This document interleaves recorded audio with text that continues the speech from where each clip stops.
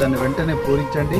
ఈ రైతులను ఆదుకోండి. ఎకరానికి 30,000 రూపాయల పరిహారం ఇచ్చినట్టుగా చూడాలని చెప్పి కోరుకుంటూ, అందరూ కూడా ఆదివాసీలు ఉంటారు.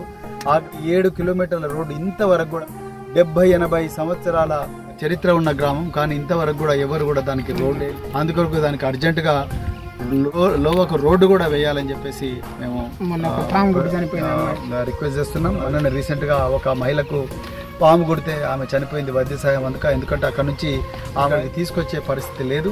అందుకొరకు మరి ఈ ప్రాంత ప్రజలందరికీ కూడా మరొకసారి సహాయం చేయాలని చెప్పేసి ప్రభుత్వాన్ని నేను కోరుతా ఉన్నా. జిల్లా కలెక్టర్ గారు మీరు ఇక్కడికి వస్తే బాగుంటుంది.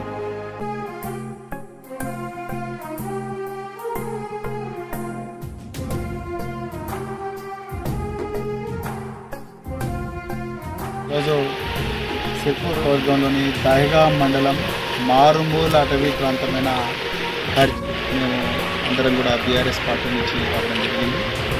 ప్రధానంగా 2 విషయాల గురించి ఇక్కడికి రావడం జరిగింది. ఒకటేమో ఇటీవల కాలంలో కురిసిన భారీ వర్షాల వల్ల దాదాపు 1000 ఎకరాల పంట ఇక్కడ నాశనం అయిపోయింది. ఈ ఎర్రవాగులో వరదలు వచ్చినందువల్ల మొత్తం కూడా పత్తి పంట, కొంతవరకు వరి పంట అంతా కూడా నాశనం అయిపోయింది.